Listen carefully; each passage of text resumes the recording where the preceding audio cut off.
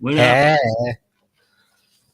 Welcome to the Wrestling Through the Years breakdown, where we break down the week in wrestling and all the shows we watch, or we break down a specific show. Tonight we got 3, but this is not the main show. This is not the Friday Wrestling Through the Years. This is where we talk the current stuff. Does it say big dongs underneath the? No, big dogs. Okay. D-A-W-G. I thought, for a minute I thought it said big dongs. Well, then it wouldn't be accurate. So Hey, wait a minute. Hey. I mean, you tuck yours in your sack. No, you have to. When you get to that level. Yeah. But we're here today to talk some current wrestling. We do got a couple pieces of news I kind of want to break down first. Ooh. Our news-related items before we get into it, because I think the Corey Graves situation would be perfect at the top, because we're not talking NXT, so I don't know when else he would. And plus, we don't know if Carmella lets Corey Graves on tap. So there you go. And that was something. but Glad they got married. We're here to talk about wrestling, and that's what we're gonna do. So we were talking about rugby. Well, next time. Who's your favorite rugby team? Oh, I set myself up for that one, didn't I? Yeah. Yes, you did. How do we feel about Corey Graves not on the main roster anymore, gentlemen? Rumor is his upset, but I've also heard that he got sent home from NXT. I don't know if he doesn't want to do it, but he wasn't. He was on last week's NXT. He has not been on the main roster shows. Joe Tessitore and Wade Barrett have been doing Friday Night Smackdown, and Michael Cole and Pat McAfee are the team on Raw. Doesn't seem like there's a place for old Corey. And Corey, I don't know if he's taking his ball and running home or if he's being sent home. I'd rather listen to Corey Graves than Pat McAfee. I completely disagree. Yeah, well, the thing is, Pat McAfee is a big name.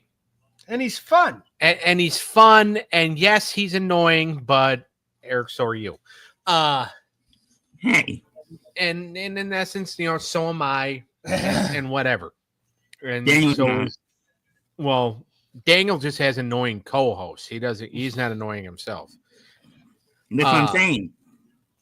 So I haven't been called annoying that much in my life. Yeah. So, like, the thing is that Pat McAfee is a big name. Corey Graves is a Jesse the Body Ventura wannabe. Yeah. Okay. And they wanted to get Pat McAfee back because Michael Cole enjoys working with Pat McAfee. He does. Joe Tessitore and Wade Barrett have really good chemistry. Mm-hmm. And putting Joe Tessitore with Corey Graves is not good because every other outside name that has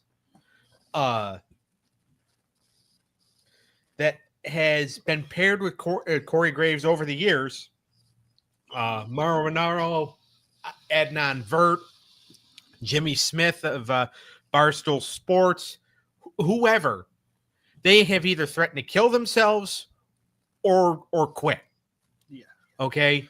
Corey Graves cannot work with anybody from the outside world because he thinks he's Jesse Ventura, which I don't know why anybody would want to be that.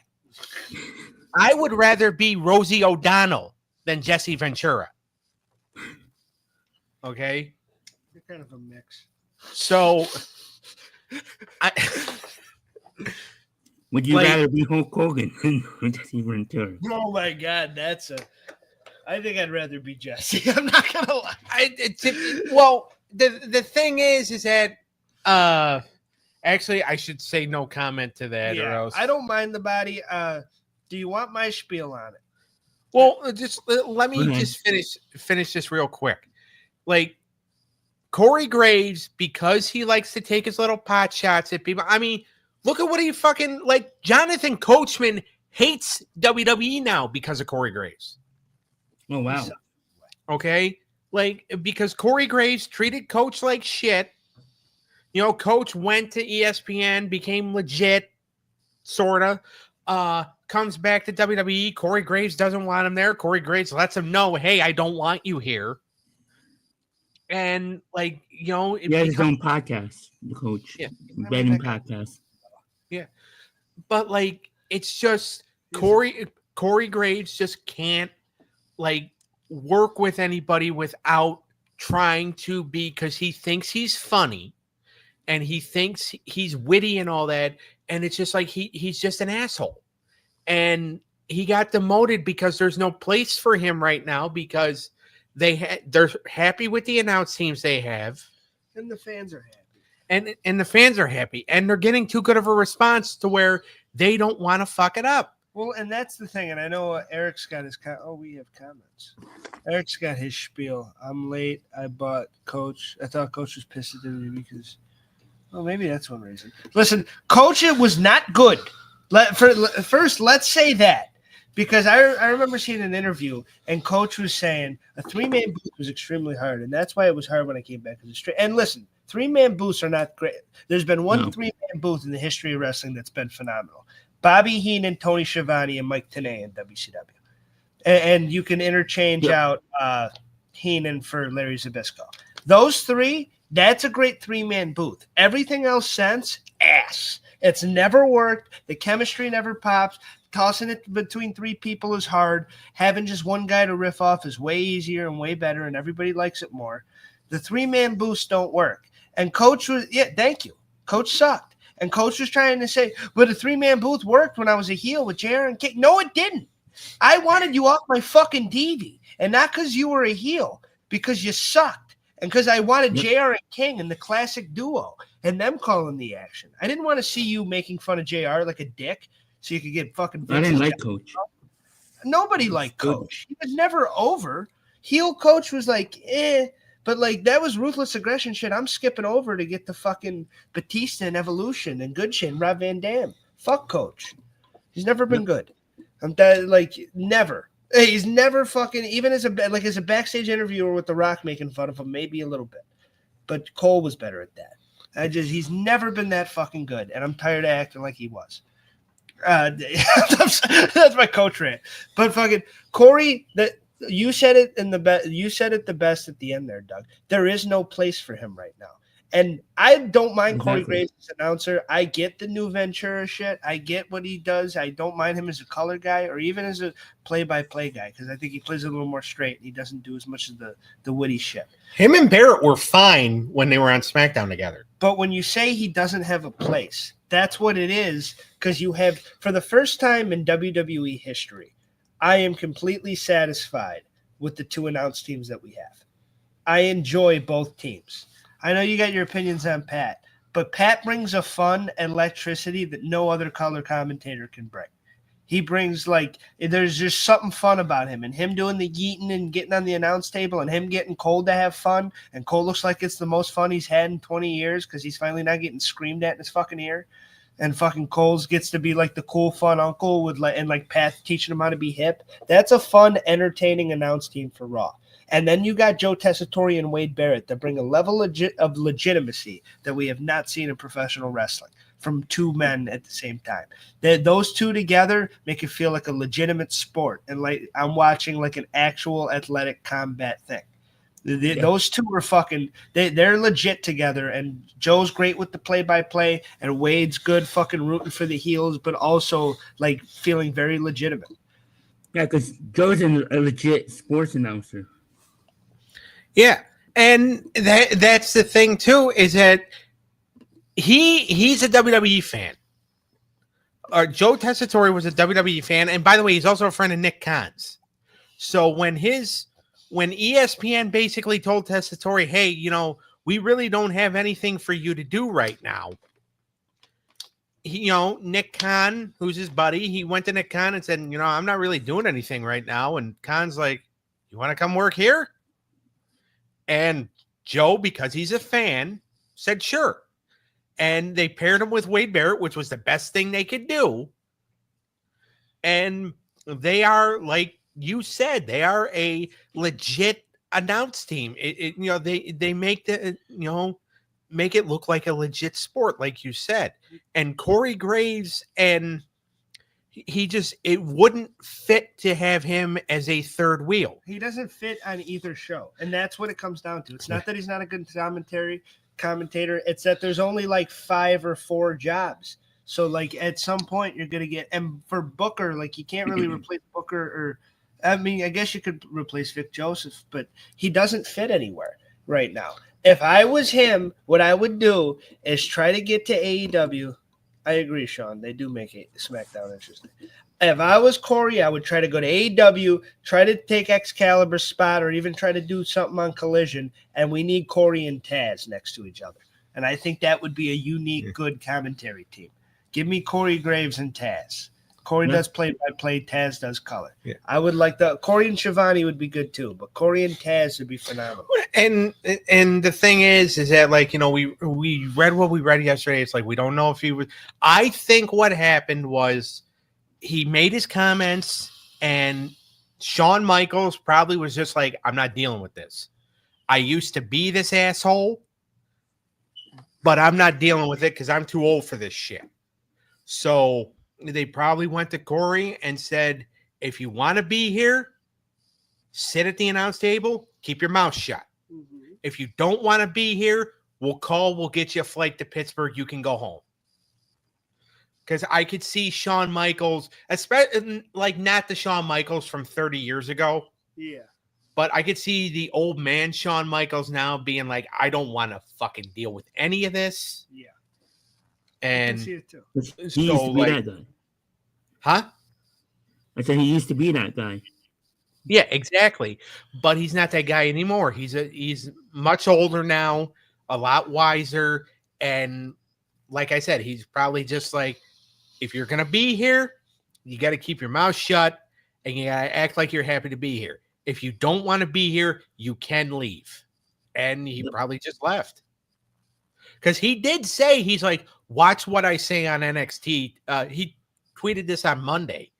Watch what I say on NXT tomorrow night. You're going to want to hear what I have to say. And Sean was probably just like, we're not dealing. No, we're not dealing with that. Like, no. And like, if that was the case, and again, I don't know this for sure because I don't have Shawn Michaels' number.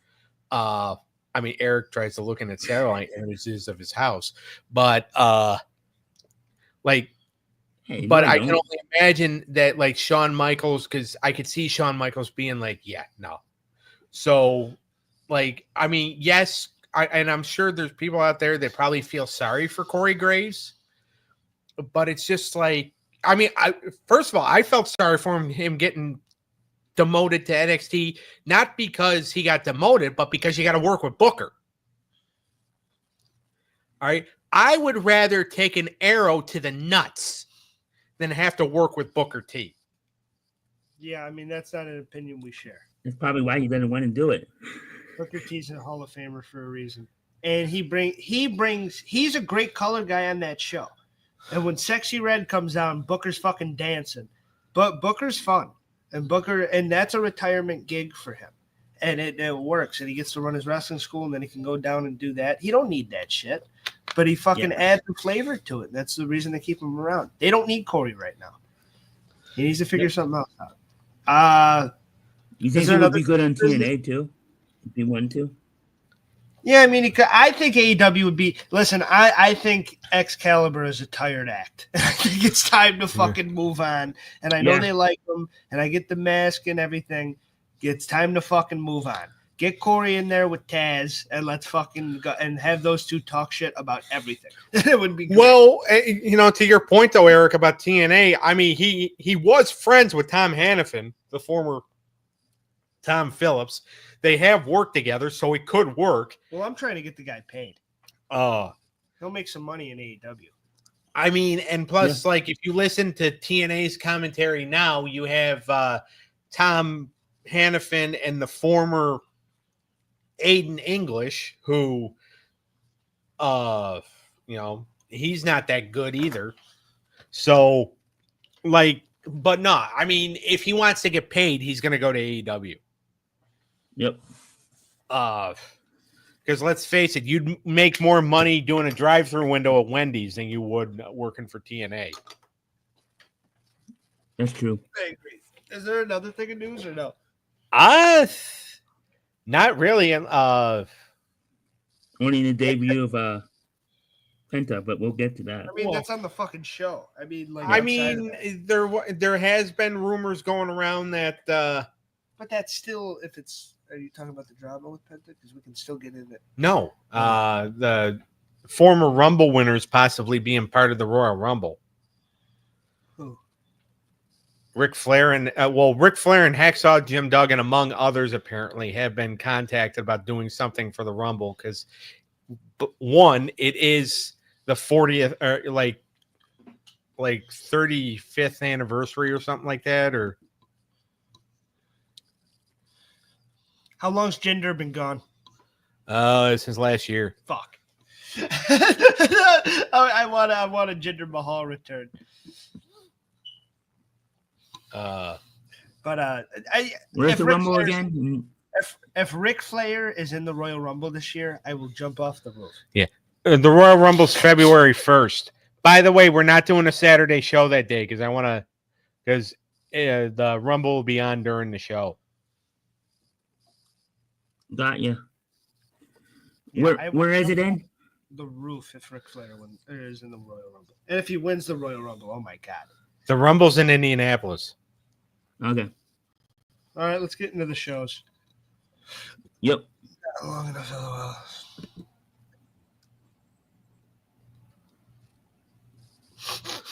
He had 3 heart attacks last time he wrestled, so it's not above the scope of reality. All right, let's start with SmackDown, gentlemen. January 10th. We start out with with Paul Heyman and the Bloodline and Kevin Owens and Cody and all that hoopla. What do we think of that? I mean, now that they're adding to the, Solo Sikoa now, or not Solo Sikoa, but Jacob Fatu, and he's starting to get all crazy and stuff. And you know for a fact that he's going to turn on Solo. And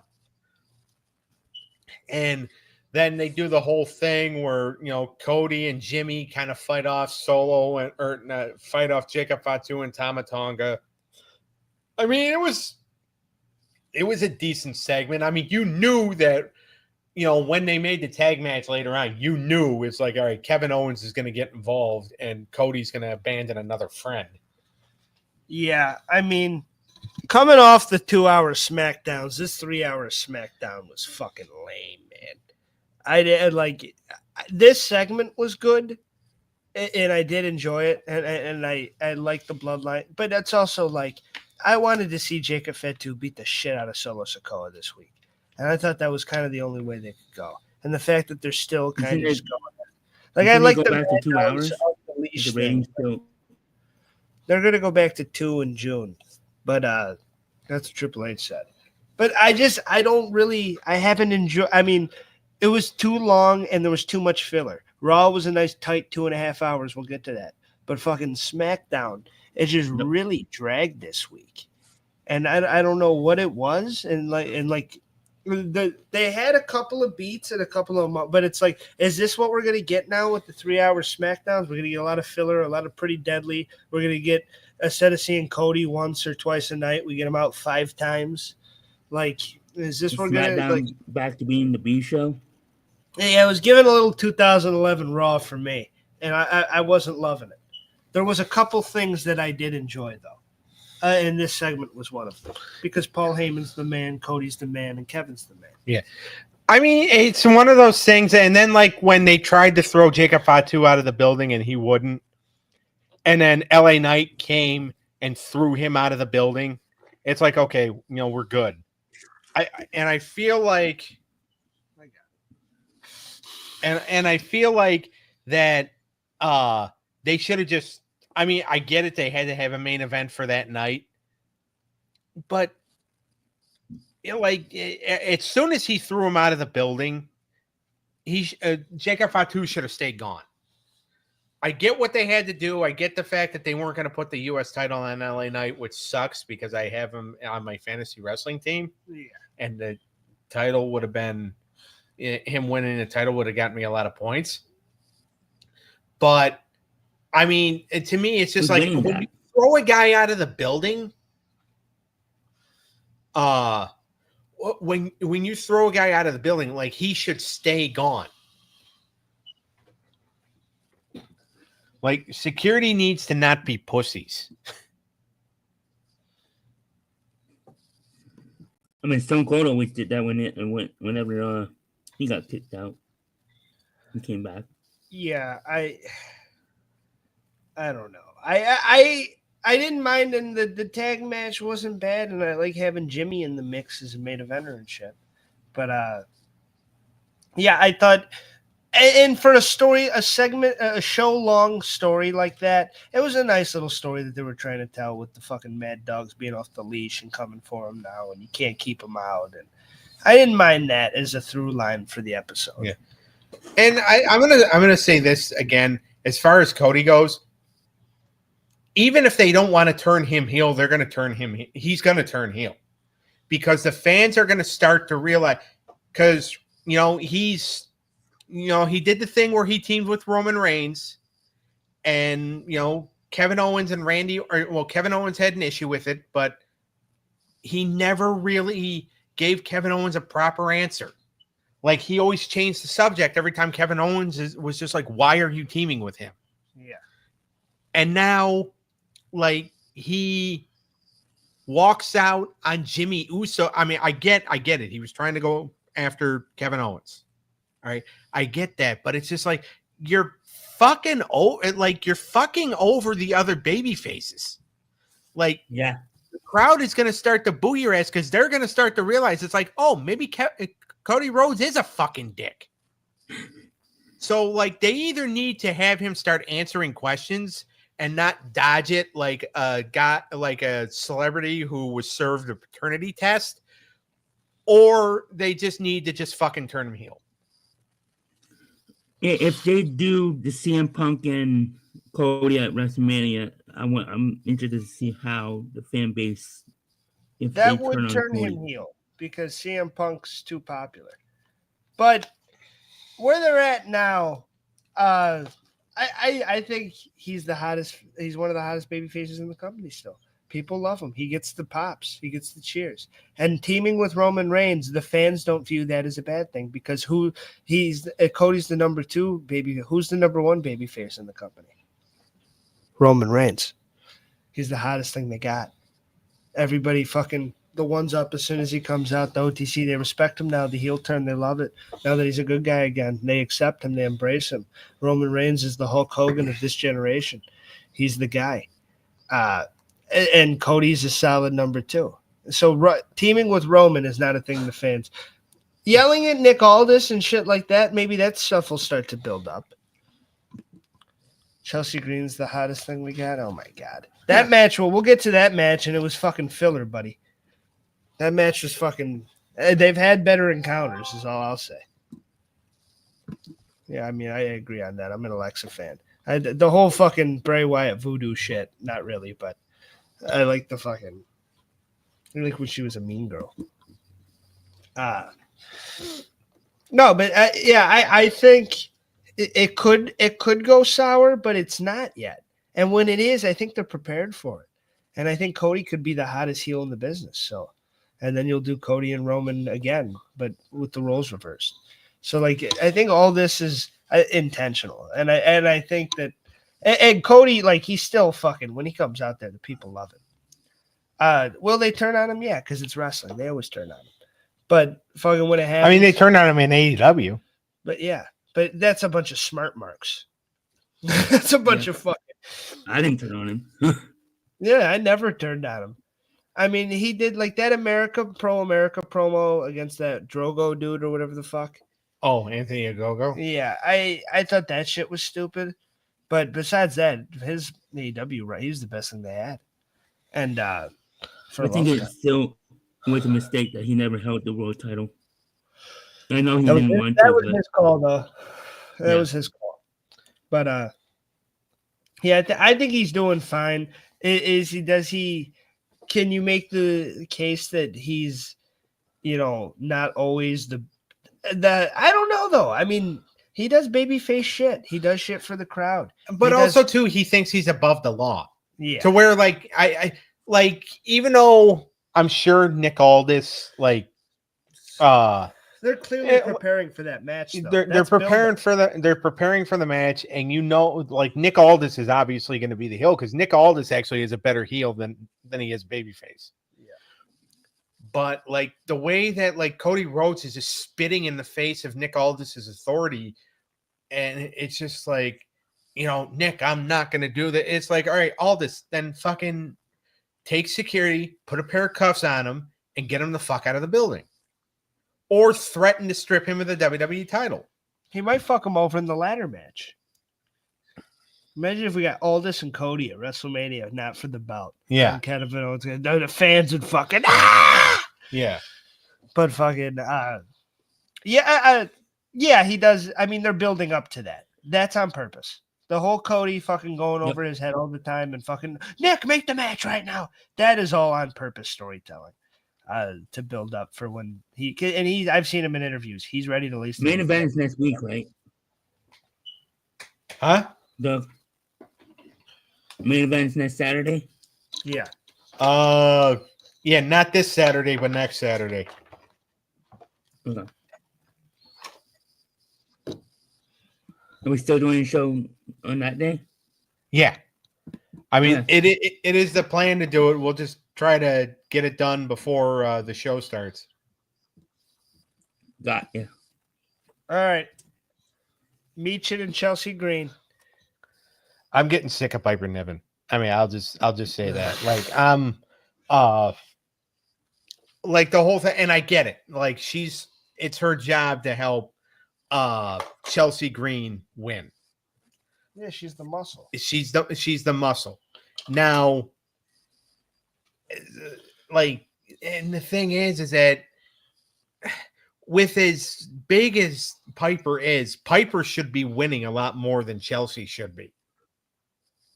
Yeah, but isn't it Chelsea's time? Yeah. I mean, it's Chelsea. I'm just saying is that like Piper Niven to me is just a big wasted blob. Jesus Christ, brother. But like, it's so like that's all I'm really going to say about that is I mean, I like the fact that Chelsea is the first women's United States champion. I like what she's doing, but leave the double cheeseburger at home. Jesus Christ. What about the match in Scotland with her and Bayley? That was good. I mean, it was decent. I did like the match, and I like that for her, but it's just like, yeah, I'm not. I'm sick of Piper Niven. Jesus. I'm not a huge fan, but I think she has a place in the women's division, and I don't mind her next to Chelsea. I think Chelsea needs muscle, and she's better. Well, she's not muscle. She's flab. Yeah, but she's a big fucking, intriguing figure. And when she comes in, she beats ass, and she's a tough chick. I mean, especially over the last couple of days, you're not really going to be able to get me to put over a big blonde woman. I understand, but fucking, unless you ask me to push it over a cliff. Then that's the only way I'll get her over. I understand, but I don't. Piper's not bad. Damn it, I don't mind Piper. I think she belongs in the women's division, and she's good with Chelsea. But I get what you're saying. We all get it. This match was incredibly mediocre, and it's something that I wanted to like a lot more than I did. Those two have had better endeavors. The fucking the what's it match, the dumpster match. Yeah. And the Saturday night's main event match was very good. So I don't know where this one went wrong, but it was kind of, and I like both girls a lot, and I'm a fan of them in this little rivalry, and I think it's done a lot for both of them. But this one was, it felt like filler. And good. Which you should not say about a title match, by the way. Yeah. It wasn't like, it didn't have proper positioning. It kind of, I wasn't into this one. I'd give it about 1.5 stars. I give it 0.5. Eric? Well, I didn't watch SmackDown. That's the only Way to show I didn't prepare. watch. Here we go. Way to prepare, Clennis. All right. And Piper, You really need to find better co-hosts. And I'm talking about myself included. you brought him on the show. These are your friends. I'm not proud of it. All right. This match is clearly setting up an issue down the line. They're going to pay this off with something else. Meechin and especially with Piper hitting her. They'll probably what if they put Piper in a shark cage? Oh God. It has to be a whale cage. Oh God. As soon as I said it, I'm like, why'd I set him up for that? We had Las Garza and Pretty Deadly. I mean, it was a good tag team match. It's just both teams are heels, and nobody should really give a shit. I mean, so what? Pretty Deadly, to suck the balls of Gargano and Ciampa, implicated Los Garza in the attack on the Street Profits, who were not seen at all, by the way. Street Profits. So Los Garza, so this whole thing was just, again, it was a filler tag team match. You have a 3-team tag team division. Motor City Machine Guns, DIY, the dumb idiot Gang, on SmackDown, and the Street Profits. And to me, the Street Profits are the only team that's over. Yeah, exactly. So, you have a 3-team tag team division. 2 of the teams were not involved in any of the tag matches on SmackDown. You had the Machine Guns take on A-Town Down Under, which should have gone under months ago. And you had Los Garza and Pretty Deadly in a match where nobody gave a shit because they're both heel teams. And yes, Los Garza can go in the ring, as can Pretty Deadly, but there was really no point to this. And there was no heat in it. Yeah. The crowd didn't give a shit. Neither did I. I give it a 0.7 out of 5. I give it a 0.3. All right. guess I didn't miss much. Next match, we have LA Knight against Shinsuke Nakamura. LA Knight wins by DQ after the Bloodline comes and beats that ass. And then Cody comes out with Jimmy, and they fucking defend him, and they have his back. And then fucking he's Cody, the boss, the man, says we're doing a tag match tonight. And if you don't like it, Nick Aldis, you can suck these big American Nightmare balls.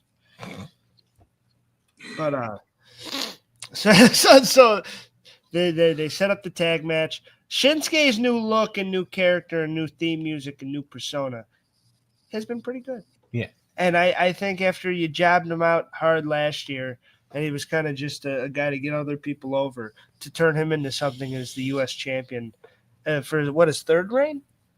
I think either third or fourth, but I think third. I think it has been done masterfully, and I think and LA Knight is still hot, and the program is hot, and I think it. Why? So are we. That's why we keep him around. We love Doug. Everybody's a Doug fan. But, I'm a proud Doug fan. Aw. I think he means the cartoon. I hated that cartoon. But it's going to be part of the big battle this Saturday. Okay. Cheap plug. Yeah, I thought this match was all right, and LA Knight's still hot. And yeah, I mean, he's one of those guys that I don't know if he's ever going to win the world title. And I know that breaks a lot of people's hearts, and they really want to see. But he's another guy that I just don't know how he fits in the main event scene right now. And there's so many players. It's too crowded. So many guys. Yeah, it's crowded for the first time in a long time. to where everybody's firing on all cylinders, and Jey Uso is one of the hottest things in the company. I do like the fact that LA Knight is going to be in the Rumble. Yeah, and it'd be crazy if he won, and that's one of the wild cards, I like LA Knight, and I think he's very talented. And this little program with Shinsuke has been a lot of fun, and it's something for him to do. And I think it's better than Andrade and Carmelo. So I like LA Knight in this company. Would I like to see him in more of a main event scene soon? Yeah, but you'll get to that. He's on SmackDown with a babyface champion right now, so exactly that's the way it goes. This whole the match, I'd give about a 2.5 out of 10. I'd say 2.8.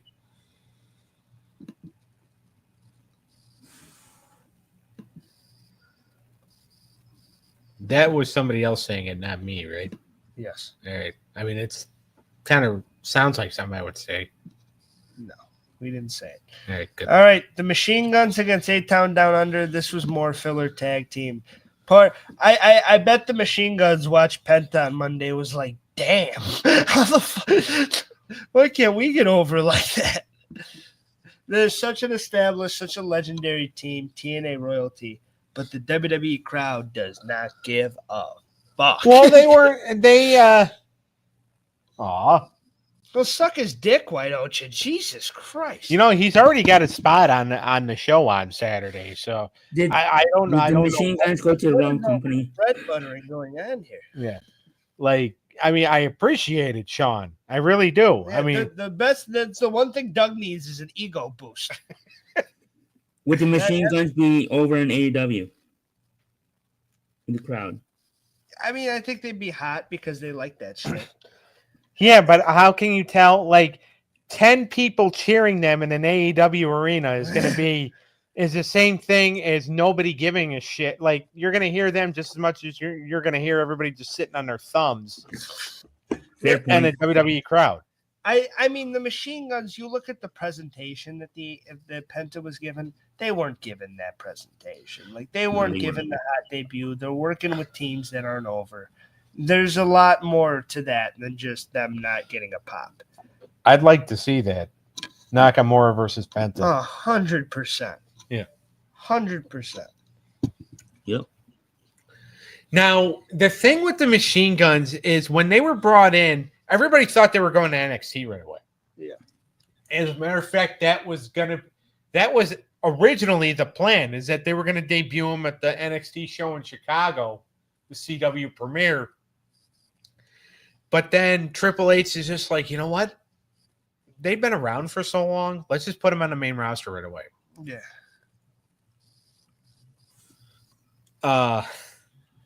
Well, I'm glad Sean clarified that. I'm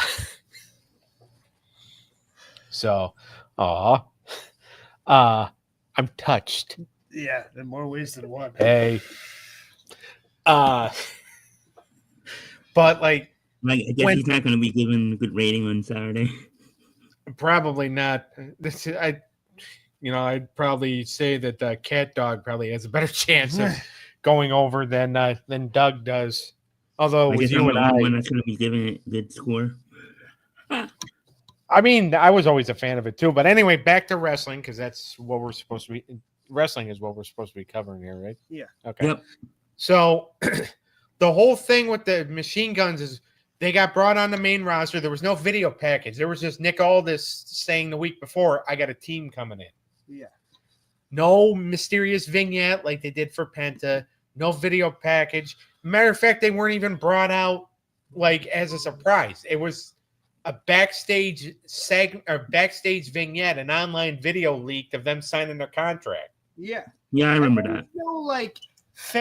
People were like, yeah, when I saw him on SmackDown, I was like, oh shit, the Machine Guns are, oh my god, that's fucking awesome. But and I love the Machine Guns, and I hope they I do too. But right now, and I really do think it's the people they're working with. Gargano and Ciampa have always had an issue, besides NXT, with getting the fans to really give a fuck. Knight would be a filler champion. It depends on how you use him. He reminds me of a Ken Kennedy. Yeah. He reminds me of Mr. Kennedy, and he's got the same potential, and he could do the same things. and he could be just as big as Mr. Kennedy could have been, or it could not happen. And it's looking like as he gets older that it's not happening. But he's still in the mix, so. I mean, and just to kind of put a cap on this whole machine gun thing, they were like the whole thing is that you really don't have much of a tag team division, and you debut them. I forgot even what town they debuted in, but they and then they were made the champions right away, which was a cool moment. But it's just like, all right, now what do you do? You've already put the belts on them, and you have this thing now where DIY. You turn them heel, which you kind of had to do because it was either you split them up or you turn them heel. That's fine. And we can't split them up because we've seen that story before. Yeah.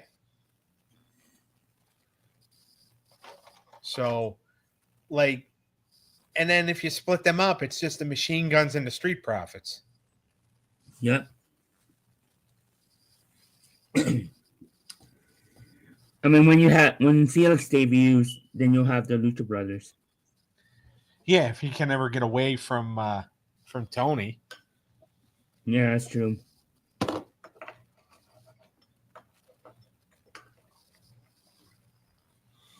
Happy? All right. Next up, we have a little Tiffy segment with fucking Nia Jax, and then obviously Tiffy. Yeah, Big Tiff. Yeah. And Bailey and Naomi and Bianca come out. Fucking Nia bonks fucking Bianca and Naomi's heads. Nick Aldis comes out. We got a fatal 4-way, baby, for the number one contender shot. This match kind of saved the show for me. I thought because all four women know how to work each other. They're all damn good in the ring, and this is like the 4 best of what SmackDown has. These are 4 chicks that can go. Yeah. You can put Naomi in a main event situation. You can put fucking Bianca in that any day. She belongs there. Fucking Nia's gotten one of the most improved wrestlers of the year, of last year, and she's just gotten better and better and better and better. And fucking the other one, Bailey, who wins the match. And Bailey, the fans love her, and she's got that connection to the crowd, and she's a pretty good babyface. She's a better babyface than she was the first time around. Yeah, I mean, it's not as fucking less corny. Yeah. Yeah. I mean, and the thing is with Bailey is I feel like she is like the perfect first opponent for Stratton. Yeah. And Bailey, by the way, has been all over WWE's television. Yep. She was on Monday Night Raw. And she was on NXT last night. So she's making the rounds, baby. Yeah. And this was a good match with a lot of heat. Nia Jax a good heater. And the 3 baby faces worked off that. And I thought it was good. Well, it made sense. I give this one a 3-8. This one was a really good match. I'd say about a 3. I'd say about a 3-9. Yeah, it was a really good match. I thought that all 4 of these women knew what they were doing and knew the goal that they had to achieve, and Bailey looked strong in the end. So, and Bailey and Tiffy will be a good one. And I liked at the end of that segment that set that up, Tiffy lining them all up and hitting the moonsault on all of them. Like Tiffy, they're doing the dumb blonde, but also that she's like secretly smarter than everybody. And I like that little storyline for her as champion, is that she knows what the fuck's going on and she knows what she's doing and she's setting everybody up, but she seems like dumb old little Tiffy. And it's like she stole the championship right under that big dumb ogre. You remember the trial of Eric Bischoff?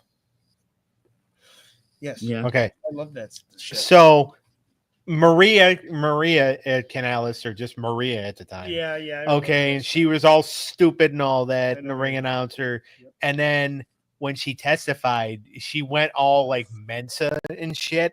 Yeah, she just got smart as fuck out of nowhere. Yeah. And everybody's just like, huh? Mick Foley's face was hilarious. Yeah.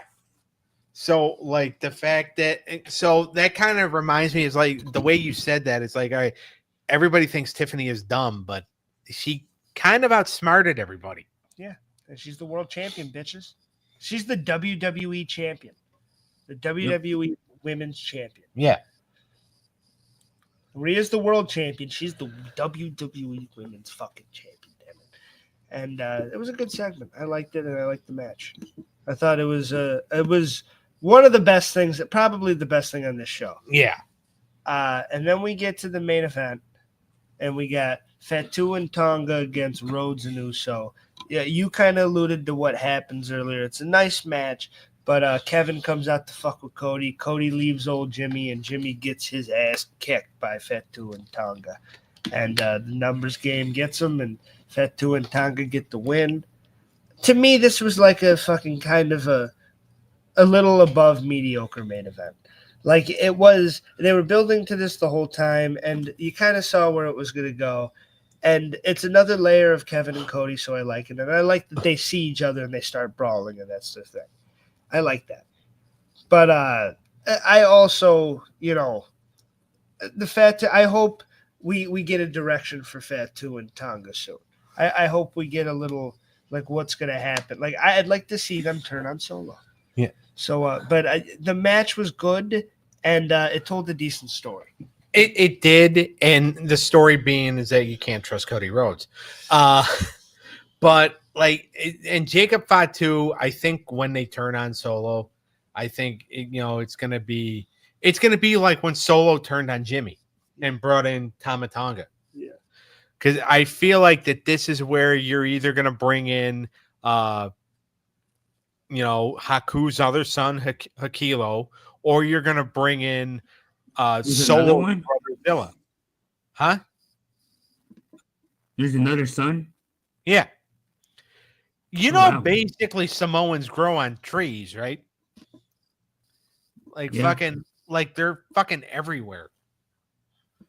But I mean, SmackDown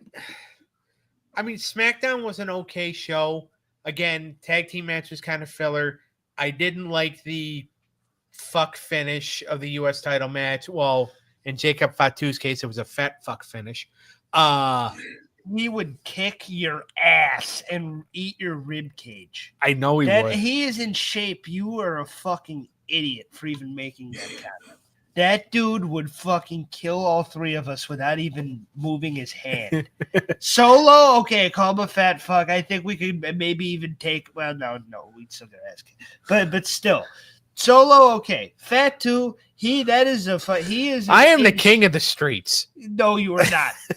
You are not.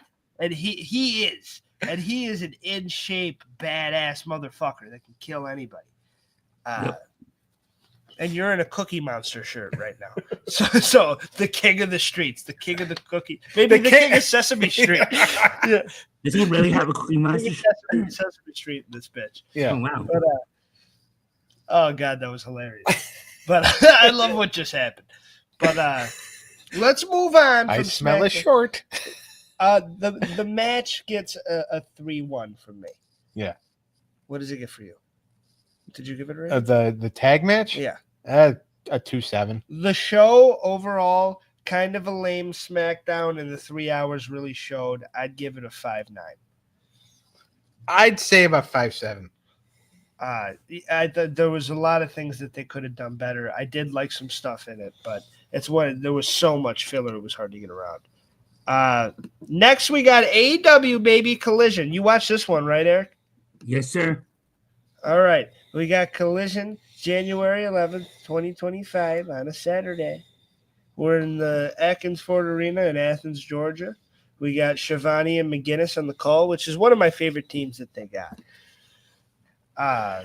They do the Saturday night main event shit where they're talking shit, and I like how Jericho does I finally proved that Cope is a dope. That shit had me laughing. Yeah.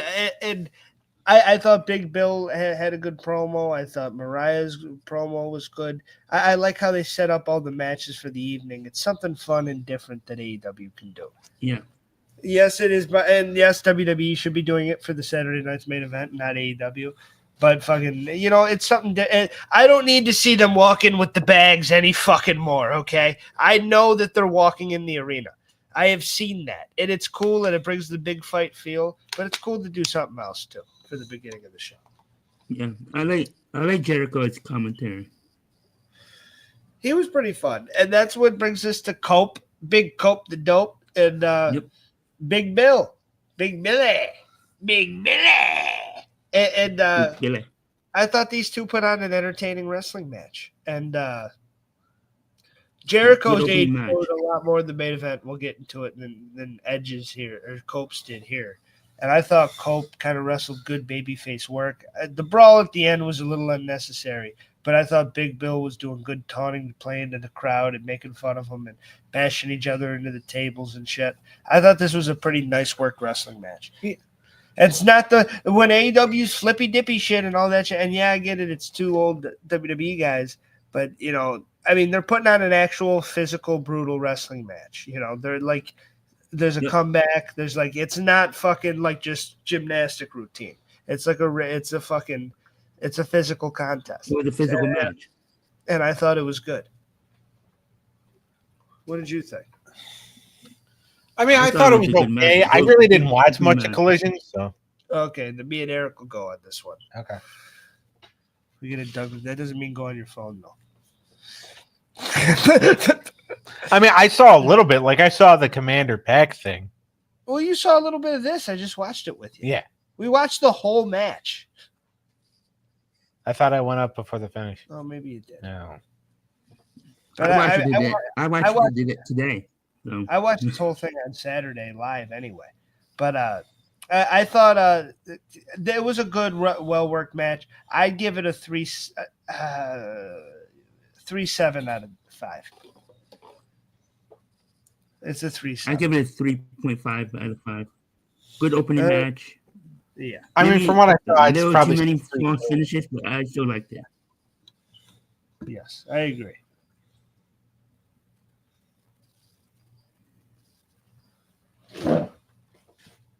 What did you think about Hangman Page calling out fucking Christopher Daniels and that segment building up to the fight? I think it's interesting that Daniels is getting back in the ring. I don't think he's been in the ring in a while, but and we're doing a Texas death match with Christopher Daniels this Saturday. I know. I think it's going to be interesting. It's certainly interesting to see where this. I guess it's. I think you can do better stuff with Adam Page, but I mean, because everyone's complaining, why is MJF fucking working with Jeff Jarrett? I think that's good shit. I like the Jeff Jarrett retirement tour. I'm almost enjoying it more than John Cena's. I like Jeff Jarrett. And I laughed out Law's last ride, damn it. And I think MJF's a good heel for him. But fucking people are bitching about that. I'd be bitching about Hangman, kind of. No offense to Christopher Daniels. I love the Fallen Angel. But fucking, he's like the Adam Pearce now, and I don't want to see Pearce. I know we were talking about Aldis getting the ring, but I don't know. I'm not into that one. I think Hangman's done some cool, like you did the Hangman and Swerve shit. You had him fucking burn the man's house down and fucking put staples in his head and all this shit, or a spike or whatever the fuck. And now you're just beating up an old guy. like what's? I thought they would have to because I feel like there's somebody else going to come in and feud maybe there will be. I think he does need somebody else to feud with. I don't really like this for him. How old is Christopher Daniels? He has to be pushing 50, right? Okay. So 20 years ago, or back in 2005, Ric Flair. 54. Okay, so he's 54. And Ric Flair is what now? About 80? 70. Ric Flair's about 70, what? 6, maybe? Or he's going to be 76? Can I take something like that? Take my word for it, because I think he was born in 49. Or no, so he's 76. 75. 75. Well, he's going on 76. His birthday's February later on. 25th. So anyway, so 76 years old. So 20 years ago, Ric Flair was 56 years old. Yeah. He wrestled the last man standing match against Triple H. Okay. Yep. Christopher Daniels, 54 years old, getting ready to wrestle a Texas death match. That's Saturday. Against Well, it's Hangman Saturday. Adam Page. Okay. Now, I'm sure Christopher Daniels can still do like moonsaults and stuff. I mean, Flair at the age of 56, the only thing he was doing was wooing and grabbing crotch And a chop. and a chop here and there. And so I'm sure Hangman Page can do more. And plus, also, he doesn't need a bra like Flair did. Jesus. Wooing and grabbing crotch. But still, it's almost like the same thing. It's like you're asking an old man to do a match that could probably kill an actual old man. Yeah, we'll see where it goes. Wooing and grabbing crotch as we die. All right. Well, you said you watched this one. We had the AEW World Trios champion, the Boston Pac, against the Ring of Honor TV champion Commander with Alex Abrahantes. Pac is a perfect 10-0 on Collision, and these two go at it. And, of course, Pac gets the W. Of course. Now, and the funny thing is that Pac had been gone for a few weeks because, he does not want to live in these United States, even though Tony Khan has begged him, please buy a house here. Because every time you go home to the United Kingdom, for 3 weeks. can't get you back right away. Because, because they're still very strict, I think, over the COVID protocols. Yeah. So, when you leave and go, overseas in the United Kingdom, you have to stay there for a lengthy period of time. So Tony Khan has been begging Pac since the pandemic, please buy a house here. Every time you go away, because there's been times he's gone away for 4 or 5 months. Yeah. It's like every time you go back to the UK, I can't get you back right away. We have you in these storylines that we need you for.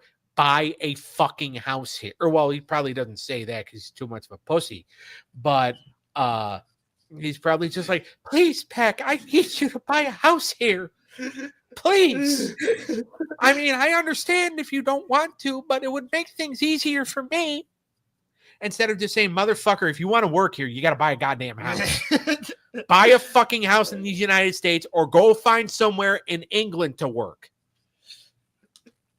That's what Tony Khan, that's what... I think he does work some England shows, too. Yeah, that's what the snowman, in Ariel Hawani's words, the snowman, Tony Khan, should be saying is, motherfucker, if you want to work in my company, you're living in these United States. Bitch. Whether he's 1/3 of the trio champion. Yeah, especially he's part of the main event story. Yeah. So, if you want to live in yes, this country might suck in a few months, but you're living here, goddammit. All right, quit going back to England.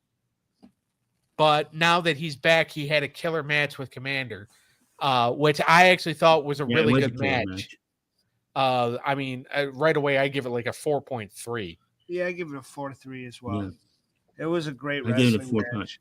And Pac's just a fucking pro. He's always been able to be a world champion. Commander, I'm still a little not sold on yet.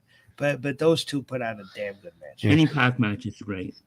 How many wrestlers do you think I've pissed off so far in the show? I don't know. I knew this was going to happen with talking about current stuff. There goes the interview segments. but that's okay. As long as we still have Rod Price for next week's show, we're fine. Sean likes you. So, but that says more about him than it does me. No, too much. All right. We got a tag match. The Outrunners versus the Death Riders. We got Truth Magnum and Turbo Floyd against Wheeler Yuta and Claudio Castagnoli. I mean, and I did see most of this match, too. The only thing I didn't see was the finish. But from what I saw, the Outrunners are really fucking good. They're pretty good. Yeah. They could be tag team champions within the year. Yeah, they could. Then good. That tag division needs some fresh shit. But I This one's all right. The Death Riders are fucking. I mean, what more needs to be said on them? And Wheeler Yuta. I'm just not a fucking Wheeler Yuta guy. I love Claudio, but Claudio's tag. I do have a quick question. Speaking of tag team, you think Private Party is losing the titles tonight? What? Do I think they're losing the titles tonight? Oh, against Hurt Syndicate? Yeah. I think it's possible. I gotta go back and watch all that. I forgot it started already. The Hurt Syndicate are taking those belts. Yeah. The Hurt Syndicate are taking it those makes sense. I mean, I would put them on them. Yeah, Bobby's. They gotta keep. I like Private Party, but I think it makes sense to put it on. It might make Shelton do. They're the hot job. right now. They gotta keep Bobby strong. I mean, if they don't put the belts on him, MVP's probably going to cry racism. Fucking pussy. All right, dude, stop. I like MVP. Wait, isn't Private Party? Private Party is yeah, but MVP's an idiot. MVP's a great manager. Shut the fuck up. Just stop. MVP's a good manager. Why didn't you go this hard on Coach? You were silent for Coach, by the way. You went PG, you went PC for Coach. You're trying to get the Coach interview. I ruined that. And then you fucking go hard on everybody else in the business. And people that I like MVP. I've always known your opinion on Booker, but I do love too. Booker. All right. This tag match was okay. I'd give it a 2-1. From what I saw, Yeah, I give it a 2. All right. It could have been better, but Hobbs says he's going to make Moxley his bitch again. I love the direction they're going with Power. I hope he wins the title tonight. I know he's not going to, but I want him. that would be something if they did put it on him. Watch him win the title Cincinnati, in his hometown. in Moxley's hometown. Yeah, which if Vince McMahon were booking the show, Hobbs would be champion. Yeah. Hobbs would become world champion tonight. If Vince McMahon were booking the show. But I mean, why if Hobbs does become champion tonight, watch Christian Cage cash in the contract. Yeah. That would be And then Cope stops him. Yeah. And another possibility being Christian goes to cash in the contract because Christian's wrestling Hook tonight. Yeah. Yep. Okay. Watch him go to cash in the contract. Hook comes out, drops him on his head. The contract is sitting there. Marina Shafir pulls a pen out of her vagina or something. Or actually, no, for Moxley to more pay attention to her, she'd have to pull it out of her feet. He signs the contract and he takes the belt back from Hobbs. That could happen. All right. The Glamour, you didn't see the rest of this, so me and Eric will go through it quickly. I'll take a nap. Mariah May versus Harley Cameron. Hot girl graps, as they call it, as the kids call it nowadays. Two good. I call it Pornhub. Two good-looking women going at it. I thought Mariah's getting better and better every day. Good heel champion. I don't like that Mercedes is the TBS champion. I unify the belts. I want to unify the belts, especially this women's division. Have them have one big trophy to prove. Unify the belts. But I don't think we'll ever get it. But I love Mercedes and I love Mariah. I would, if I was in charge, I'd build up to Mariah and Tony Storm for the next fucking do that at Double or Nothing. Do that and fucking do a cage at Forbidden Door. Have Tony win both, get the belt off Mariah, and then do a unification between Tony and fucking Mercedes at All In. That's how I would book it. Yep. That's the way I would do it. I know we'll probably never get it, but I would love to see Tiffany versus Mariah. Because this little story with Tony about her not remembering, because Tony's one of the best female workers in the business on both shows. Oh yeah, definitely. She's fucking her not remembering shit. Like, and I think she's probably gonna befriend Mariah May again, and then slowly remember, be like, "You bitch," and then turn on her, and it'll be fucking awesome. This match was good fun, and I give it a 3-1. I give it a 3. For a so-called weak women's division, I thought this was a pretty good hot girl grab. You think Tony's winning tonight? The casino? She could. I think it's gonna be Statlander because Statlander hasn't worked with Mariah May yet. Yeah, it's AEW, and she just lost twice, so she should get the main title now. Yeah, she just lost twice for the secondary belt, so now she should get the world shot at the world title. Makes perfect sense. Dude, I guarantee you that's what's gonna fucking happen now too. But and if Vince Russo were booking this, not only would she win the title, she'd do it while wearing a baloney thong. All right. Christopher Daniels talk shit to Adam Page. We already kind of touched that storyline. We had Brody King versus Trevor Backwell. This was a classic squash. I'd give it a 3 for making Brody look strong. Eric? Yep. He gets interviewed. He's getting away from the House of the Black thing. And that was the other big piece of news is that Malachi's gone. And Malachi's trying to get he's trying to be Malachi. Yeah, but I think he's leaving. And he might come home to the WWE. So, well, remember, his wife works there. Yeah. And also, he's one of those guys that had all that potential. And that could have been like, I saw main event runs for him, like, especially with the Bray Wyatt shit that they were doing. Like, Alistair just fit right in. And it just never really happened. Well, again, like, Triple H saw a lot in him. Vince didn't. Vince didn't.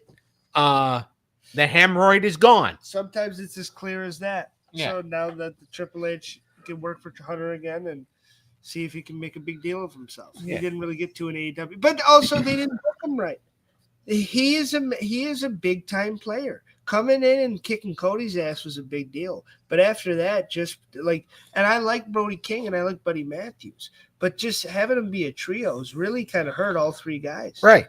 All three guys kind of had big runs in them that were wasted by doing this shit. Yeah. And Malachi Black, he should be fine now because Ari Emanuel, Mark Shapiro put the preparation H on the buttocks of WWE and Vince is gone. So there you go. But yeah, this was a decent squash. Yeah, I give it a 3. I know my metaphors, don't I? Yeah, you're the best. All right, we have the most creative nickname in the business, the wrestler, Katsuri Shibata. Shibata bread. Against Daniel Garcia, who I notably hate for the TNT Championship. And even though I love Daddy Magic putting him over on commentary for some reason. I am a Daddy Magic fan, but I cannot stand him. I love Matt Menard. Daddy Magic is awesome. He is fucking hilarious, and he just works. He's a great color guy. He's a good promo. His work's all right, but he's just a fun character, and he's someone that needs to be on TV. They need to keep him on commentary. And him getting all excited about Daniel Garcia, it remind me of like if I was wrestling and you on commentary. And like it's like so like I get it. Like he's trying to be unbiased, and then he's like Daniel, fuck it. And no, that shit sucks, Eric. Quit doing it. I hate the fucking the air shit. That guy. And I know that they want him to be the next star, and he's like WWE's too busy fucking building up Penta and Tiffany Stratton and Braun Breaker, and fucking AEW's like, we got the answer, Daniel Garcia. And it's like, no. Vince is in AEW. Tony Khan just got possessed for a second. Daniel Garcia. But what the fuck? And why is this guy the guy? And he's being set up to be the guy. They fucking set him up with MJF for God's sakes in a big program, and Will Ospreay, and he was working big names. You know what's funny is the fact they thought he was gonna leave. Like they wrote him out in July. They wrote him off, and then they brought him back for the Wembley show, but they still didn't think he was gonna stay because they thought he wanted to go to WWE. Oh God! Like he was like his contract. He was going to explore going to WWE. More than likely, what happened is they looked at him and they're like, "All right, Josh Allen is the only thing good that comes out of Buffalo. Not the two assholes that do the Wrestling Through the Years podcast, especially the bald one. The bald one's a pain in my fucking ass. Shawn Michaels saying it, by the way. And definitely not Daniel Garcia. So they probably passed him up, which I think was a good move. There's only one good Daniel out of Buffalo, and that's our co-host right here. Fuck that guy. Yeah. I don't think he's over. He doesn't really get pops. He's not a big deal. The reveal in the Ospreay MJF match at All In was and it got a big pop and good for him. But after that, fuck Daniel Garcia. Let's move on. Kind of boring.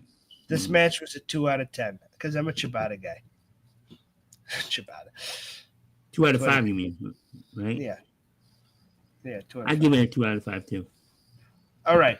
I like the ciabatta bread. We have a much talked about online main event between two. It looked like you and me in the ring, Doug.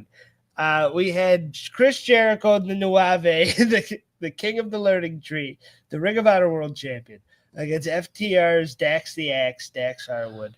And oh my God, did these two look out of shape? Fucking look at the end, it was like, what is happening? These two, get these guys a cheeseburger and a beer. They are exhausted. This match is not sponsored by Planet Fitness. No, I mean, Dax looked like he really did look like you in there, and it just didn't work. And they both are good in the ring. It was a gutsy move going without a bra. They were both good in the ring and like can put on a match, but it seemed like they got gassed quick, and this really didn't have a lot of heat. And for a main event, it didn't really work. I'd give it a 1.3 out of 10. I'd give it a 1. I don't know why I keep ranking it out of 10. But because you want to give it the lowest fucking score possible. Yeah, I thought it was butt cheeks. I expected more because both guys can really go. So it's like for both guys to show up how they did, I thought they had more in the tank. And that's been that. I don't want to shit on them too much because these are two guys that I really respect and like their work. Yeah, I'll do it. But as a whole, I thought it was a pretty fun collision, lame main event, but some good stuff in the middle.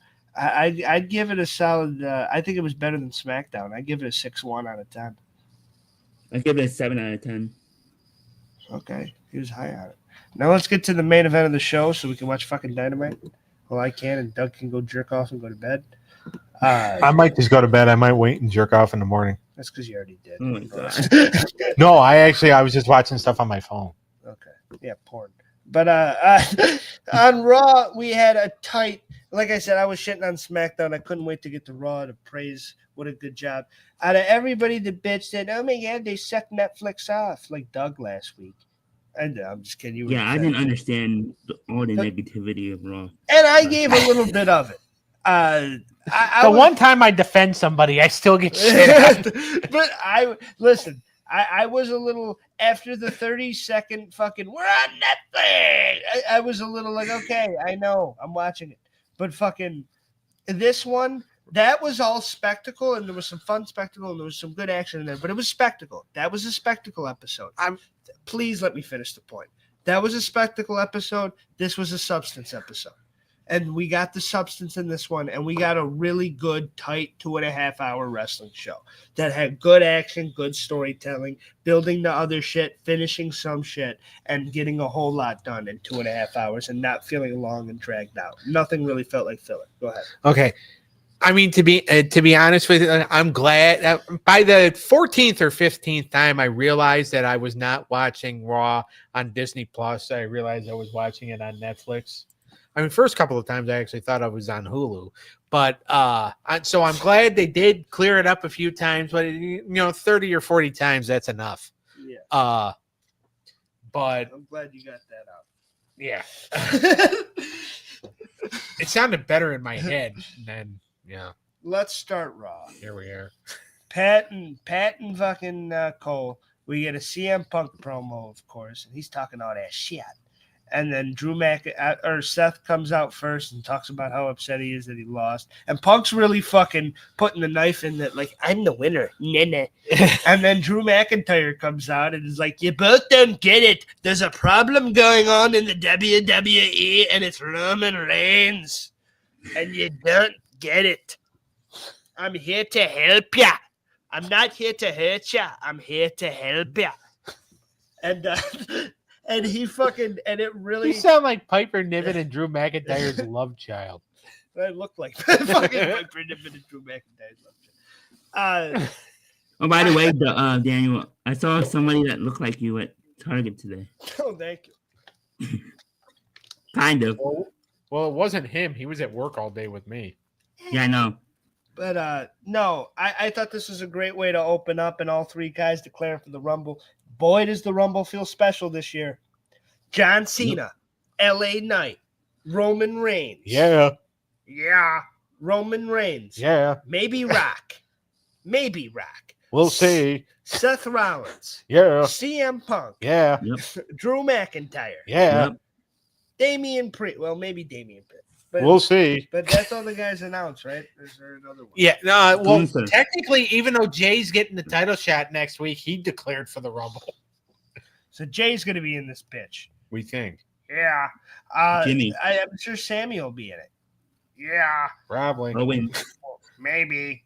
But I the Royal Rumble's stacked this fucking year, and there's a lot of possibilities. People think they know, and then there's so many theories, and this is what Rumble season's about, baby. We can't really predict, and that's what I love about it. It could be Cena. It could be fucking Rock coming back and winning it. It could be Punk. It could be Drew McIntyre. That's what people forget, that Drew McIntyre might be my pick to win the Royal Rumble. I'm going to say it right now. Drew McIntyre is my pick to win the Royal fucking Rumble. I think Coach enters as an and Coach wins the entire thing. My pick is Your hand. John Cena. You're picking the thing you masturbate with. Mark Henry and Mae Young's God. love child will be the winner of the Royal Rumble. John Cena could very well win this thing. I hope he doesn't, but he very well could. And I He will be really, the third time winner. him and Gunther would be a lot of fun. Him and Cody. Again, if you want to turn Cody heel this year, put him against Cena or Punk. If you don't want to turn him to heel, avoid both of those situations. Because both of those situations turns Cody heel without you even wanting to do it. Unless you have a plan for it. Brock Lesnar. You can't put him for Cena trying to go for 17 because the fans are going to root for Cena. And you can't fucking put him against Punk because you'll hear, CM Punk! CM Punk! And then it'll turn into, fuck you, Cody! CM Punk! And fucking, you don't want that. Unless you do, then do it. But, Nick Aldis. Do we get the return of Brock I Lesnar? think CM Punk winning the Rumble could very well happen. But I'm saying it right now, Drew's winning. All right, I'm a let's Brock. move on. If he see, that's a stacked Rumble, man, and especially if Ric Flair ends up in it. But we got Penta and Chad Gable, and this is the grand debut of Penta. I think it's been talked about a lot. This is probably one of the best ways you can debut a man. Bring a dude in and bring and make him feel special and make the crowd like. And by the end of it, like they were chanting his name, and when he did the like the crowd did it for him, and fucking he's a made man now. And Chad Gable's the best guy to put him out with, a guy that can do the little things and work his ass off. And the fact that they did in the match, they did the old school. He worked the knee, and Chad Gable picked out the knee and was working that so he could get a nice ankle lock on that. And fucking and Penta's doing the most selling I've ever seen him do ever, and fucking really selling that fucking knee. And I know it's been said, but they did more for him in one night than AEW did in 5 years. Yeah. I'm sorry.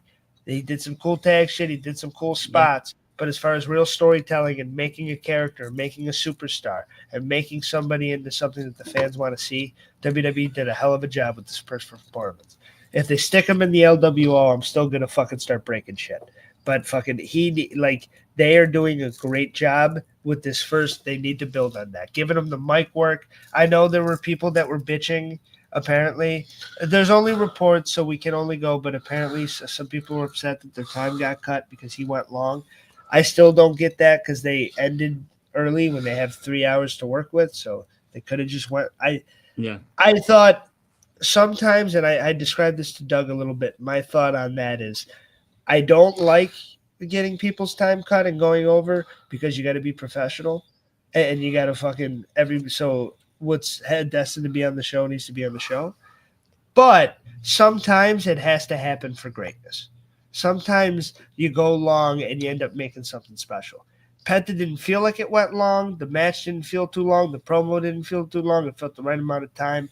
I completely loved everything about it. I thought, and just like my example was the Funkadactyl match that got canceled with Tensai and against Cody and fucking Sandow at that WrestleMania when Punk and Taker went too long. Like, would that match really been the WrestleMania moment? Like, that was Undertaker's last great match. I'm glad that it went fucking 5-10 extra minutes because him and Punk told a great story in that match. As much as I feel bad for all those people, and I don't want them, like even Cody, I don't want them to lose their WrestleMania moment, and that sucks for them. And I feel really bad, and I have empathy towards them. It was sacrificed for something special on the show that ended up being a really big deal. And that's the same thing that this was. I thought Penta did a great job. He looked very you could tell how fucking happy he was to be here. You could tell his fucking family and daughter crying in the audience, and you could tell in his eyes that he was fucking like, yeah, I made it, baby. And he was fucking really, and there was like a little botch at the beginning, but then it was a smooth ride, and him and Gable told an amazing story. And I give this match like a 4-7. I thought it did everything it needed to do. I'd say 4-8. And give it a 5 out of 5. All right. And the thing with him is he came in, he did his thing, and Gable made him look great, and Gable looked great himself. Yes. Which also helps things. And as far as the time being cut or whatever, like some people were, Sean Ross Sapp, I guess, asked people, it's like, well, were you the ones upset about the time being cut? And some people in the company were just like, nobody was really upset. They were more happy for Penta. Yeah. Yes, they would like their time to not be screwed with. Yeah. But they're also happy for somebody who has basically been in a prison for the last 5 fucking years. Whose brother right now is in said prison. Trying to get out. Trying to get out. But Phoenix does not want to fucking be an AEW. Yeah. He's trying to get out of prison, but they keep getting him a dull shiv. Tony's like, suck my dick. That's the one. Tony's not always ruthless, but then there's little things where he's like, oh, you want to go with fucking Penta? Fuck you. You're not going. Yeah, like you're staying here. Like, how many guys have gotten injured over the years? And it's just like the ones that talk about wanting to leave are the ones who get time added to their contract. Yeah. For injury. Like I'm trying to think of another example. Like Jade, when Jade took the time off. All right, but then she came back. Time didn't get added to her contract for her leaving. They just let her leave. Yeah. Okay. I mean, I can only imagine that, like, when Keith Lee and Ricky Starks, like, when their deals are up, Tony Khan's probably going to add time to their contracts. Be like, all right, you fuckers aren't leaving. Yeah. Because that's the one thing you don't want to do. And I don't blame people for wanting to leave, but never say you want to leave. Yeah, and that's the other thing. And like the way I just like kind of said about Tony, as a businessman, like after watching Cody and Punk leave and become the biggest things ever for that and sell the most and make the most money for that company, the competitor. Yeah, fuck, I want to keep it. We're fucking taking my guys and making them better. Fuck you. The guy would, like, I don't blame him. Yeah. I'd want to keep him too. I wish he could do better with them, and I hope he does in the future. And I'm a true fan that wants to see the product get better. But fucking, I don't blame him for fucking no. Vince used to do the same thing. Yeah, I mean, Rey Mysterio's contract was up in 2014, and Rey had always missed so much time, and Rey knew that his time was coming to an end. So he told Vince, he said, "I'm just going to leave." Well, how can you do that when I'm going to add time to your contract, pal? It's like, Vince, you're booking me like shit. And by the way, there was nowhere else for him to go at the time. He was just going to go back to Mexico or Lucha Underground, I think or he went to Lucha Underground or whatever. Yeah, he had that great match with Chavo. I talked to him about that when I met him. And he just, really? Yeah. I told him I really liked it. And so, like, even if, like, there's not really, like, even if, like, Vince is openly booking the person, was openly booking the person like shit, when the person wanted to go, it's like, again, if you say, I appreciate you, but my contract's up, I'm going to go. You can't say that to the promoter, because the promoter, they care more about what makes them happy than they do about your happiness. They don't even and I don't know if Tony Khan feels this way or not. Tony Khan probably thinks he knows what the fans want. Vince McMahon did not know what the fans wanted. He knew he did not know what the fans wanted. He knew what he wanted, and that's what he wanted to do. Yeah. Yep. So there you go. Great point, Doug. That was a hell of a point. Thank you. Probably had nothing to do with anything, but so we're in the Raw era, we're in the Netflix era, and we're in the Penta new era, bitch. And the Sheamus versus Ludwig Kaiser era. Great hard-hitting match. I've seen it a million times because these two wrestle so much. Yeah. But a good match, good Sheamus win, and him setting up him and Braun for Saturday night's main event. I love. Yep. And then we get a setup right after with main event Jey Uso and Gunther. And we have three really solid matches set for fucking Saturday night's main event. What's the third one? We do. Cody and Kevin in the ladder match. That's We the did that Rumble. match as 3. Rumble. My bad. But those are two really good, like, special matches for Saturday night's main event. You think they finally put the title on Sheamus? No. You don't think they're finally going to give him the Intercontinental title at Saturday night's main event? I mean, to make him maybe. But I'd like to keep Braun fucking strong and fucking keep him from that. You don't get that. I'm not going to give you that. I'm going to keep kicking your ass. I'd like to see that more. But those two going at it, I'm always cool with. And Gunther and Jay, I'm cool with. And I love the segment of first of all, let's give Gunther and Kaiser a rating. I'd give it a solid 3.8 out of 5. I'd say 3.9. Eric? 3.5. But I thought Jay and Gunther and fucking Gunther's like, I'm going to expose you for what you really are, which is a really talented tag team wrestler. And I thought when he said that, I'm like, this motherfucker knows what he's doing. And Gunther's been a great heel. And he's a good world champion. And he's someone that's really, legitimized that belt. Should he have beaten Cody? Yeah. I don't think it really means anything. It would like when people bring that up. I think he's really proved himself in the match with Damian, and I think he's had good world title matches. And him and Jay is going to be a barn burner. So, yep. And Jay's that fucking dude right now. He's made, like, I said, fucking Roman, Cody, number 2. If you're going to put a number 3 baby, and by the way, you have 10 fucking strong baby faces. If you're going to have a number 3 of, like, the biggest star in the company, I don't know how you cannot put Jey Uso in the fucking conversation. He's so over. I like Sammy and I like other guys, but Jey Uso is like that number 3 big baby face that people like. Yep. Everyone's doing the eat, everyone's buying the shit. Travis Scott in the intro, like he's cool. He's cool for some reason. A lot of even the people that find the yeet shit stupid when he comes out are so fucking so like. He's over as fuck. And he like I never thought that an Uso would get over like that. Even at the Bloodline, I'm like both Uso like they're not gonna be main event players. Jey Uso really has lived up to that moniker, and he's become one of the biggest stars in the company. Jimmy's still finding his footing, and it's cool seeing him in some programs.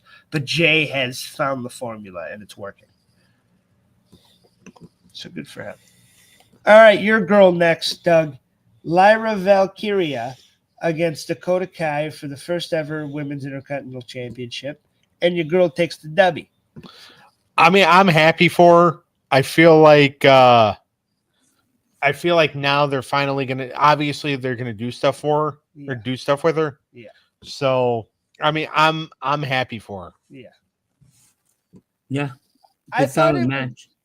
It was a decent match, and I think if any of the matches got cut, it was probably this one because it felt like there was like 4 or 5 minutes that could have been, added on to that. Yeah, it's always going to be a longer match. Yeah, because there's a little more meat there. But it was a pretty good work match. How you feel about some guys? I don't really understand Lyra yet, and I'm not really getting that character. And as a baby, she's not really over with me yet. I'm not a huge fan. Neither. I'm not sold on her. I some of the NXT shit was okay, but I haven't really. And I felt bad because she's one of those that they brought her up and then didn't really have a plan for. Put her in the King of the Ring, started her off a little hot, and then had her fucking fall to the ass of Jax. And then she fucking, after that big squash, she just kind of she ran cold for a while. They didn't really do much with her. Now they have her set up to do something, and it's cool, and we'll see what she can do. But I see a lot of title defenses against Sonya Deville and stuff like that, and we'll see if it's good. But I haven't been sold on her yet. I hope she can prove me wrong with this title. I mean, I do feel like that, like when because I've really enjoyed her matches with Io Sky. Yes, they have good chemistry. They have really good chemistry. Like, I'm not really sold on. Like, if they have her drop the title to one of the bitches in the Muff Muncher group, then like to me that's probably gonna be Charlotte. Yeah, I think Charlotte's gonna try to take the belt from Tiffany. Yeah, Charlotte's going for like gold. She don't want that secondary shit. Yeah, like the secondary title, and I get people say, "Oh, the Pure Fusion Collective, they've been kind of buried." Well, they suck. Sonya Deville is fucking awful. All right.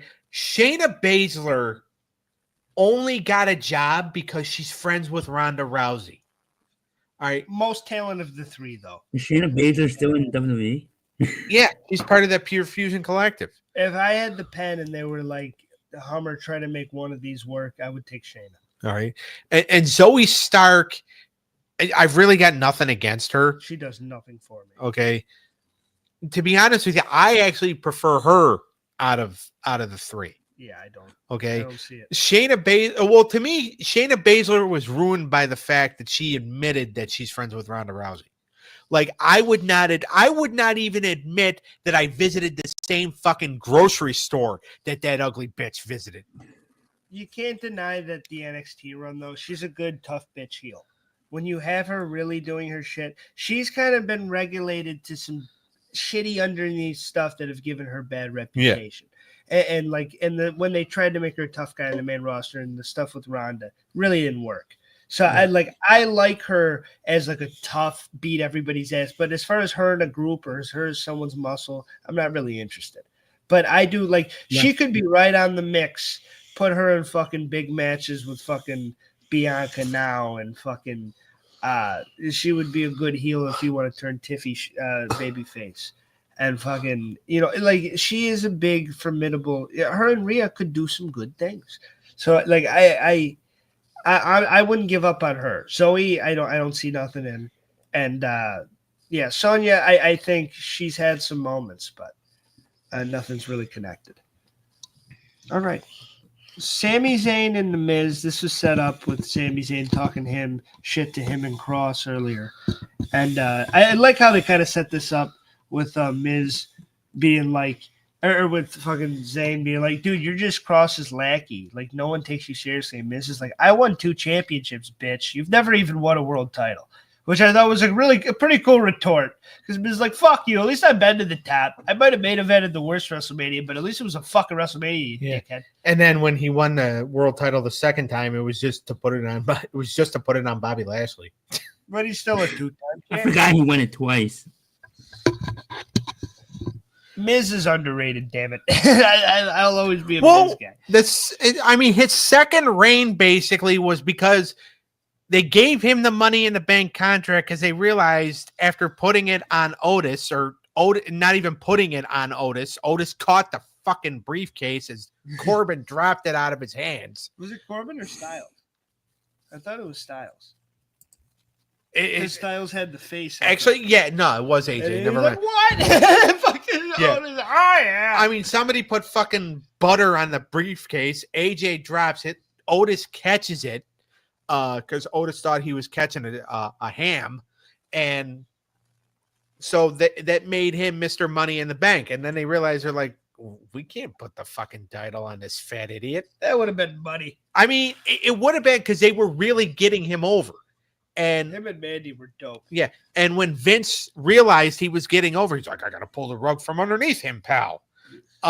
Which, Vince, you should have pulled the rug out from underneath him and then been underneath him to catch his fall. All right. But make a point. But and then Miz gets the title, and it's just like they really had no plan. It was just, okay, you have to cash in the briefcase at some point. So they give him the briefcase just for him to lose it to Lashley.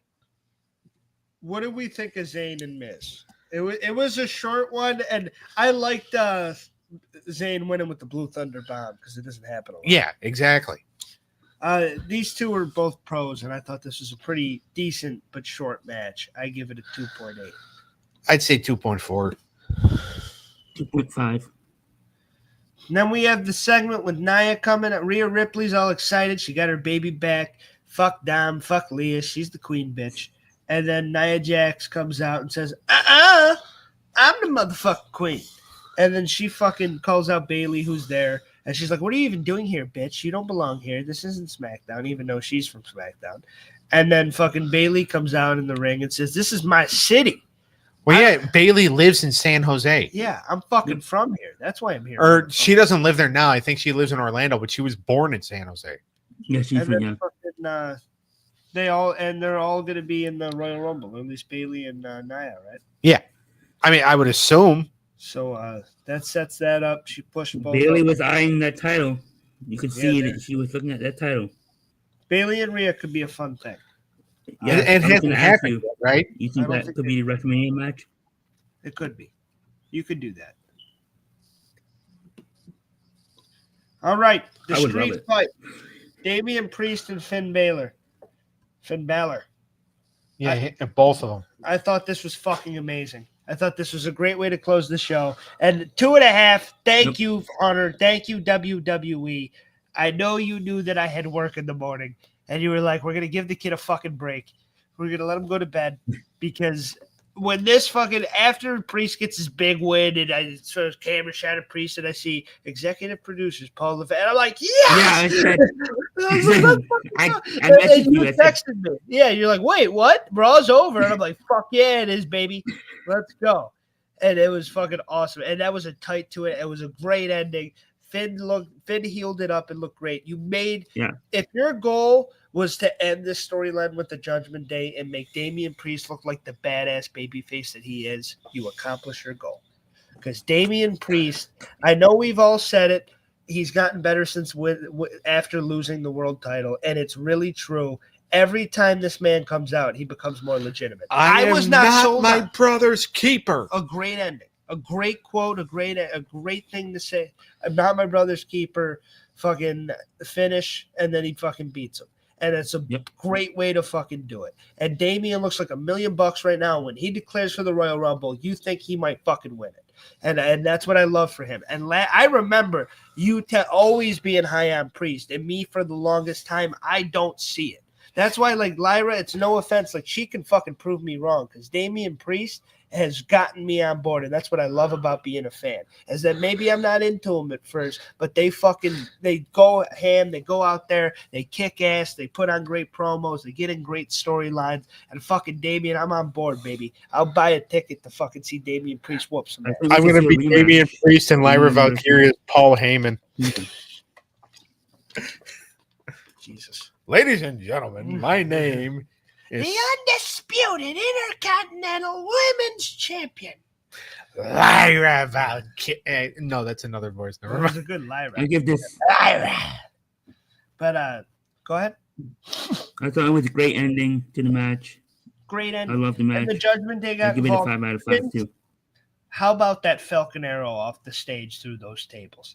That was fucking dope. That was awesome. And you could hear the crowd a little bit when they put Finn on the stretcher, and they're like, "No, this better not fucking, and this better not be no bullshit." But then the match started going again, and they're like, "Ah!" And fucking, they were all into it again. And we got a decisive finish, a decisive end. To me, Finn is one of those guys that can lose and still fucking come back and be in a good story. I like Finn Balor, and I don't think this loss meant anything against him. And it still made Damian over as fuck. So I think it did what it needed to do, and Finn did a great job as a dance partner because he made Damian look like Damian's supposed to look. And like you said, I'm not my brother's keeper. You okay? So I stabbed myself in the foot or something. Something like. Well, my thoughts on the match was good ending to the show. I hope you get it out. Just let's. All right. What would we all give? I give it a 5 out of 5.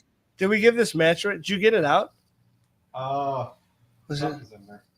In the sack or the foot? I think in the sack.